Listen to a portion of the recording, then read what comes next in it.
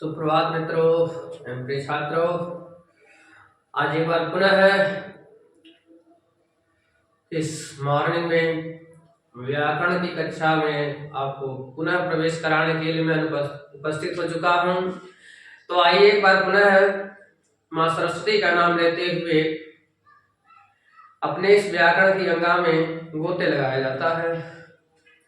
तो आइए आज हम लोग देखेंगे कि भाषा से संबंधित कुछ महत्वपूर्ण परिभाषाएं हैं जो विभिन्न प्रतियोगी परीक्षाओं में विभिन्न लोगों के द्वारा पूछी जाती हैं। तो आइए हम लोग आज का सेशन शुरू करते हैं कि यार आज का सेशन का जो मोटिव है, जो प्रकरण है, जो बिंदु है, जो टॉपिक है वह यह है कि भाषा की कुछ विशेष भाषा की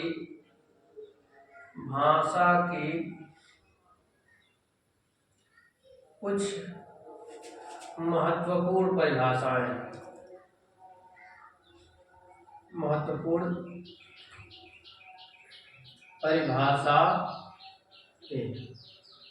क्या कह रहा है? भाषा की कुछ महत्वपूर्ण परिभाषाएं कह रहा है। तो देखिए क्या होता है कि सर्वप्रथम देखा जाए तो भाषा के संबंध में यदि किसी विद्वान ने दिया हो अपना मत और भाषा का यदि देखा जाए तो सबसे सुसंगठित भाषा कौन सी रही? संस्कृत भाषा रही है। और संस्कृत भाषा के सबसे प्रौढ़ विद्वान महर्षि पतंजलि को माना जाता है। वैसे तो पाणिनि जी उस संस्कृत भाषा के जनक हैं, तथापि सबसे प्रौढ़ स्तर का जो संस्कृत व्याकरण ग्रंथ है वह है आपका महाभाष्य। कौन सा है? महाभाष्य। यानी कि महाभाष्य जो रचयिता, महाभाष्य के जो रचयिता हैं,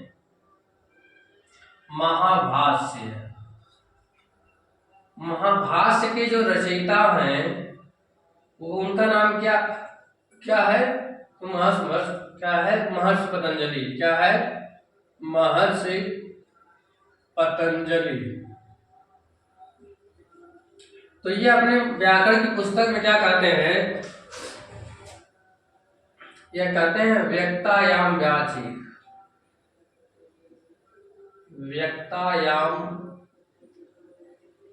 वाची, यानी कि ऐसे शब्द या ऐसे वर्ड जो व्यक्त वाणी में हो सकते हैं, यानी कि क्या सकते हैं? जो वाणी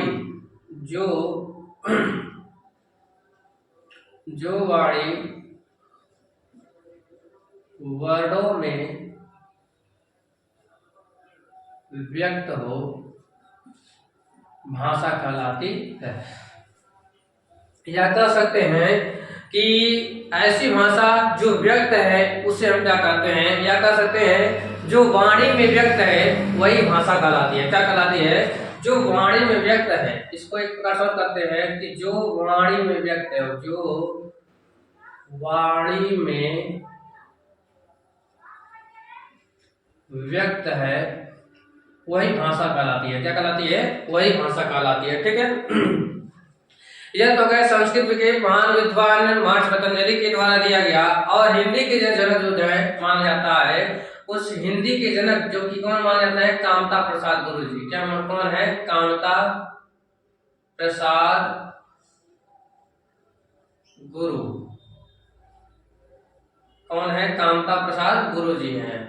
अब ये कामता प्रसाद भाषा जी के संबंध में क्या कहते हैं? तो भाषा के संबंध में कहते हैं भाषा वह साधन है। कहते हैं कि भाषा वह साधन है जिसके द्वारा मनुष्य अपने मन के विचारों को दूसरे से भली भांति प्रकट कर पाता है, भाषा कहलाता है। हम लिख भी देते हैं। क्या कहता है? कामता प्रसाद गुरु जी कहते हैं कि भाषा वह साधन है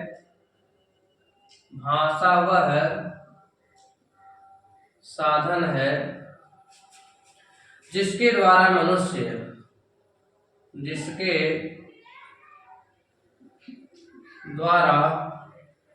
मानव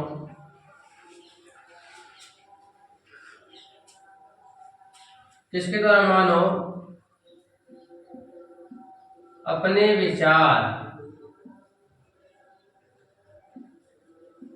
दूसरों से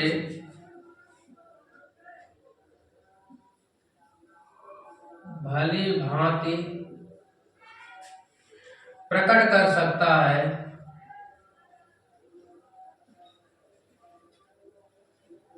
कर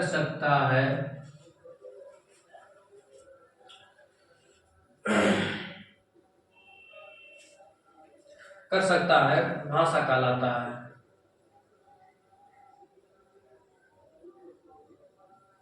क्या कहलाता है? भाषा कहलाता है। यानी कि भाषा वह साधन है जिसके द्वारा मनुष्य क्या करता है? भाषा वह साधन जिसके द्वारा मनुष्य अपने विचार दूसरों से भली भांति प्रकट कर सकता है, वही भाषा कहलाती है। तो एक बात विशेष ध्यान दीजिएगा, ये तो सीधी सीधी कहना, जो वाणी में व्यक्त है, वाणी में तो समझ में आवाज, ध्वनि, ऐसी सभी ध्वनि जो अब मैंने बताया था, ध्वनि की बात की जाएगी या वाणी की बात की जाएगी, तो सार्थक ध्वनि या सार्थक वाणी की बात की जाएगी, क्योंकि निरर्थक वाली बात है आपकी अव्यक्त भाषा में आ जाएगी। और अव्यक्त भाषा को हम ज्यादा नहीं पढ़ते हैं क्योंकि उसकी प्राथमिकता नहीं दी जाती है। इसी कारण से जब भी हम भाषा की बात करते हैं तो भाषा के दो रूपों में से सबसे प्राधान्य जो है व्यक्त भाषा, उसी का हम ग्रहण कर लेते हैं। या भाषा कहे अथवा व्यक्त भाषा कहे, वाणी कहे, व्यक्त वाणी कहे अथवा व्यक्त ध्वनि कहे, इन दोनों का ग्रहण हो जाता है। तो ये चीजें हैं तो देखेंगे। लेकिन ये कह रहे हैं कि कांता प्रसाद गुप्त कहते हैं भाषा वह साधन है जिसके द्वारा मनुष्य अपने विचार दूसरों से भली भांति प्रकट कर सकता है। लेकिन एक बात जानिए, दूसरों से भली भांति प्रकट तभी कर पाएगा वह व्यक्ति जब उस भाषा का महारथी होगा। क्या होगा? जब उस भाषा का महारथी होगा और आगे वाला व्यक्ति भी उस भाषा को जान रहा होगा।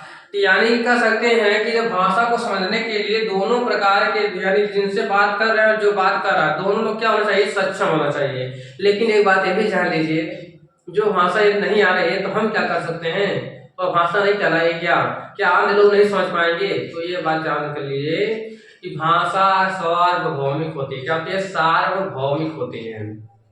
जैसे मान लीजिए हम किसी अंग्रेज से बतिया रहे हैं तो उसको हिंदी नहीं आता, तो क्या हिंदी भाषा में नहीं है? क्योंकि उस समय देखेंगे तो उसके लिए वो अव्यक्त भाषा की तरह काम करेगा। किस भाषा की तरह काम करेगा? अव्यक्त की भाषा की तरह काम करेगा। और जब किसी से बात करते हैं और वह हिंदी भाषा समझता है तब उसकी तरह तब वह कौन सी भाषा काम करेगा? व्यक्त भाषा के रूप में काम करेगा। ठीक, इतना याद रखिएगा। अब अगला चलते हैं हम सभी लोग। अब एक और है, बहुत बड़े विद्वान है, बाबूराम सक्सेना। डॉक्टर बाबूराम सक्सेना। इनका कहते हैं कि जिन ध्वनि चिन्हों द्वारा, कहते हैं कि जिन ध्वनि चिन्हों द्वारा विचार विनिमय किया जाता है, विचार विनिमय किया जाता है, विचार विनिमय किया जाता है, भाषा कहलाता है। भाषा कहलाता है। जिन ध्वनि चिन्हों द्वारा विचार विनिमय किया जाता है, भाषा कहलाता है। ध्वनि चिन्ह समझ रहे हैं ना? वही ध्वनि चिन्ह के बारे में समझिएगा। अब इसी को करेंगे। अब इससे हम पूरा कंक्लूजन भी निकालेंगे, अन्य अन्य विचारों के द्वारा हमें कंक्लूजन निकाल कर भी देंगे आपको। अब ध्वनि चिन्ह को समझिए पहले। ध्वनि मतलब जान रहे हैं, साधारण सी बात, भाषा ध्वनिवत होती है, ध्वनिमय होती है, ध्वनिवत होती है, क्योंकि ध्वनि में से ही भाषा निकल, ध्वनि से ही भाषा का प्रादुर्भाव होता है, नाद से ही। ठीक है। और ध्वनि चिन्ह, और जो भाषा में जो ध्वनि है उसके कुछ न कुछ सिंबल है। जैसे यदि अ बोले तो अ ध्वनि है, और अ ध्वनि का सिंबल किस प्रकार से है? इस प्रकार से है। जब हम आ बोले तो आ ध्वनि है, और आ ध्वनि का जो ये सिंबल है इस प्रकार से है।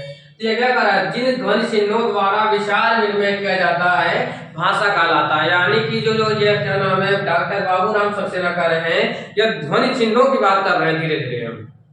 और ध्वनि चिन्ह मतलब क्या? 52 वर्णों की बात कर रहे हैं। यानी कि 52 वर्णों के द्वारा सहायता से जो भाषा निबद्धित हो रही है उसे हम क्या कहते हैं, भाषा कहते हैं। यानी कि 52 वर्णों के द्वारा जो अपने विचार विनिमय शब्द बना बना करके हम विचार विनिमय करते हैं वही भाषा कहलाती है। क्या कहलाती है, भाषा कहलाती है। यानी कि डॉक्टर बाबूराम सक्सेना जी कहीं न कहीं बहुत उचित बात करते हैं, तो कह रहे हैं कि जिन ध्वनि चिन्हों द्वारा मानव अपने विचार विनिमय, अब विचार विनिमय मतलब समझिए, विचारों का विनिमय, मतलब क्या होता है, अदला बदली, क्या होता है, आदान प्रदान, क्या होता है, आदान प्रदान, क्या कहते हैं, आदान प्रदान करते हैं, उन्हें हम क्या कहते हैं, भाषा कहते हैं। यानी जिन ध्वनि चिन्हों द्वारा मनुष्य अपने विचार विनिमय करता है उन्हें हम क्या कहते हैं, भाषा कहते हैं।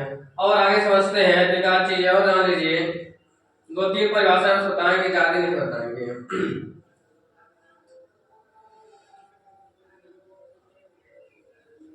और एक विदेशी वैज्ञानिक हैं, वो है, उनका नाम है स्वीट, नोबो स्वीट है इनका। कहते हैं ध्वन्यात्मक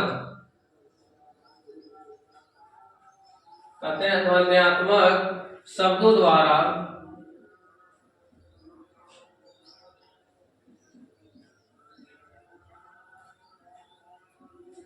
विचारों का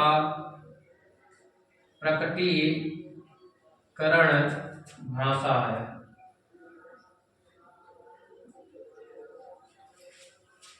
ध्वन्यात्मक शब्दों द्वारा विचारों का प्रकटीकरण भाषा है। अब ध्वन्यात्मक मतलब समझिए, तो ध्वन्यात्मक शब्द लिखेंगे तो ध्वनि से में आत्मक शब्द जुड़ता है तब क्या होता है, ध्वनि आत्मक मतलब होता है वाला, क्या होता है, वाला, ठीक है। तो ध्वनि से यानी क्या, ध्वनि वाला जो शब्द है, यानी कि ध्वन्यात्मक शब्दों द्वारा विचारों का प्रकटीकरण ही क्या है, भाषा है। अब ध्वन्यात्मक शब्दों का मतलब भी यही समझ सकते हैं कि ध्वनि चिन्ह है, उसी ध्वनि चिन्ह के प्रयोग कर क्या शब्द के दिया कि, तो चिन्ह की बात कर रहा है, तो यह क्या नाम है, चिन्ह कहेंगे तो देखेंगे आ ई उ है, ये चिन्ह हो गया, और उनसे बने जो शब्द हैं उनके द्वारा जो प्रकटीकरण है वही भाषा कहलाती है। देखिए ये कहीं कहीं देखेंगे, देखिए ये सभी परिभाषाएं आपस में मिल करके एक बहुत अच्छा परिभाषा बनाती हैं। तो जिन ध्वनि चिन्हों द्वारा विचारों का प्रकट, तो विचार विनिमय हो गया, और ध्वन्यात्मक शब्दों द्वारा विचारों का, ये हमको सबसे अधिक अच्छा लगता है कि ध्वन्यात्मक शब्दों द्वारा विचारों का प्रकटीकरण भाषा कहलाता है। क्योंकि ध्वन्यात्मक शब्द ऐसे शब्द ध्वनिबद्ध हैं लेकिन उनका अर्थ भी निकलता है, उन्हें हम क्या कहते हैं, भाषा कहते हैं। लेकिन ये देखा है ध्वनि में बहुत प्रकार होती हैं, कुछ ध्वनि का मतलब होता भी है, कुछ ध्वनि का मतलब नहीं होता है। किस प्रकार से हम लिख कर रहे हैं, और जब शब्द प्रयोग कर देंगे तो शब्द का अर्थ होता ही होता है, क्योंकि अर्थ नहीं है तो शब्द बने क्या लाएगा। यानी कि यह परिभाषा बहुत सटीक बैठती है कि ध्वन्यात्मक शब्दों द्वारा विचारों का प्रकटीकरण ही क्या है, भाषा है, क्या है, भाषा है। और समझ सकते हैं, अब लास्ट है, कहता है कि मैक्समुलर की, तो मैक्समुलर की मैं आप लिखूंगा नहीं, आप समझ लीजिए। कहते हैं कि भाषा कुछ और नहीं है, मैक्समुलर। अब ये कहते हैं कि भाषा कुछ और नहीं है, ये मानव के तीक्ष्ण बुद्धि के द्वारा विकसित एक ऐसी विधा है जिसके द्वारा क्या कहता है कि भाषा कुछ और नहीं है, केवल मानव की चतुर बुद्धि द्वारा आविष्कृत एक ऐसा उपाय है जिसके माध्यम से मनुष्य अपने विचार सरलता से एक दूसरे से प्रेषित कर पाता है, बता पाता है, ठीक। यानी कि भाषा कुछ और नहीं, मैक्सवेल कहते हैं भाषा कुछ है नहीं, या क्या है, मनुष्य के चतुर बुद्धि के द्वारा आविष्कृत एक ऐसा उपाय है जिसके द्वारा मनुष्य अपने विचारों का क्या करता, आदान प्रदान करता है, ठीक। तो ये आपकी कुछ परिभाषाएं हो गई, 2, 2, 4, 5 परिभाषा मैंने आपको बता दिया। अब समझ लीजिए भाषा के बारे में थोड़ा बहुत जान लीजिए। इस प्रकार से हम कह सकते हैं कि ये जो कर रहे हैं कि यह व्यक्त वाणी की बात कर रहे हैं, किसकी बात कर रहे हैं, व्यक्त वाणी की बात कर रहे हैं, यह व्यक्त वाणी की बात करते हैं। और कामता प्रसाद जी साधन और साध्य की बात करते हैं, साधन और साध्य की बात करते हैं। डॉक्टर बाबूराम सक्सेना जी किसकी बात करते हैं, तो ध्वन्यात्मक चिन्हों की बात करते हैं, ध्वन्यात्मक चिन्हों की बात करते हैं। और ये किसकी बात करते हैं, तो ध्वन्यात्मक शब्दों की बात करते हैं। मैक्सवेल की बात करते हैं तो विधि की बात करते हैं, क्या करते हैं, विधि की बात करते हैं। और समझिए यदि महाभाष्य के अनुसार देखा जाए तो जो व्यक्त वाणी है, जो वाणी व्यक्त है, जो वाणी व्यक्त है, यस्या वाणी स व्यक्त है, जो व्यक्त है स व्यक्त वाणी, यानी क्या, जो वाणी व्यक्त है, अव्यक्त नहीं है, उसे हम क्या कहते हैं, व्यक्त वाणी कहते हैं। ये अभी देखिए सटीक परिभाषा है, जो वाणी मतलब जो शब्द व्यक्त रूप में है, उनका कोई न कोई अर्थ होता है, जो ध्वनि जिनका कोई न कोई अर्थ होता है, कोई न कोई शब्द होता है, अर्थ होता है, उन्हें हम क्या कहेंगे, व्यक्त वाणी। अब उससे क्या करेंगे, पूरा मिला के कहते हैं, तो व्यक्त वाणी क्या कहलाती है, भाषा कहलाती है। तत्पश्चात कामता प्रसाद गुरु जी ये कहते हैं साधन और साध की बात करते हैं। हम देखिए हमारे जो साधन है वह भाषा है, और जो साध्य है वह विचार विनिमय है, विचार है, क्या है, विचार, यानी क्या, हम किस अपने मतलब भाषा के द्वारा हम क्या कहना चाहते हैं, भाषा के द्वारा हम किस लक्ष्य तक पहुंचना चाहते हैं कि हमारे विचार क्या एक दूसरे से संप्रेषित हो जाए, एक दूसरे को मैं बता पाऊँ, यही तो हमारा साधन है, यही साध्य है। देखिए साधन मतलब क्या होता है, जिसके द्वारा पहुंचा जाए, और साधन साध्य मतलब क्या होता है, जहां पर हमें पहुंचना है, जो हमारा गोल है, जो हमारा लक्ष्य है। तो लक्ष्य को हम क्या कहते हैं, साध्य कहते हैं, और लक्ष्य तक पहुंचने के लिए जो मीडियम बनता है, जो साध्य मतलब है, जो सहायता करता है, उन्हें हम साधन कहते हैं। तो भाषा साधन और साध्य क्या है, विचार है, यानी कि विचारों तक पहुंचने के लिए हमें किसका सहारा लेना पड़ता है, तो भाषा का। डॉक्टर बाबूराम सक्सेना कहते हैं ध्वन्यात्मक चिन्हों के द्वारा, भाई 52 वर्णों के द्वारा जो मिलकर बनता है उन्हीं को क्या कहते हैं, भाषा कहते हैं। और ये ध्वन्यात्मक शब्दों की बात करते हैं तो 52 वर्णों से मिलकर जो जितने भी शब्द बनते हैं उनके द्वारा जो बनता है उन्हें कहते हैं क्या, क्या कहते हैं, भाषा कहते हैं। और मैक्सिमम कहते हैं विधि है, बाबू देखो मनुष्य जैसे अपने तमाम कार्यों को करने के लिए विभिन्न प्रकार के विधियों का उपयोग करता है, उसी प्रकार से अपने मन के विचारों को ऊपर आगे दूसरे बताने के लिए क्या करता है, तो विचार मतलब विधि अपना लिया है, इसलिए हम भाषा के द्वारा 52 वर्ण है, 52 वर्णों के द्वारा कुछ शब्द बनाएंगे और वर्ण शब्दों को बना करके अपने विचारों को क्या करेंगे, आदान प्रदान करेंगे। ठीक, तो आज की कक्षा हमने सीख लिया विभिन्न बहुत बड़े बड़े विद्वानों की भाषा के संबंध में उनके क्या मत थे, उनकी क्या विचारधाराएं थी। तो मैंने 5 विद्वानों के बारे में बताया जो कि बहुत महत्वपूर्ण है परीक्षा की दृष्टि से। इसको आप कंठस्थ कर लीजिए, पहली बात तो समझिएगा, क्योंकि तो देखिए समझेंगे तो कभी भूलेंगे नहीं, और रटेंगे तो भूल भी जाएंगे। तो सारे समझने का प्रयास करिएगा, नहीं समझ में आता तो कमेंट अवश्य करिएगा, ताकि हम और वीडियो बनाने के लिए उत्प्रेरित हों और आगे से आगे इसको शेयर करिए। आज के लिए बस धन्यवाद, वीडियो देखने के लिए आपका तहे दिल से शुक्रिया, धन्यवाद।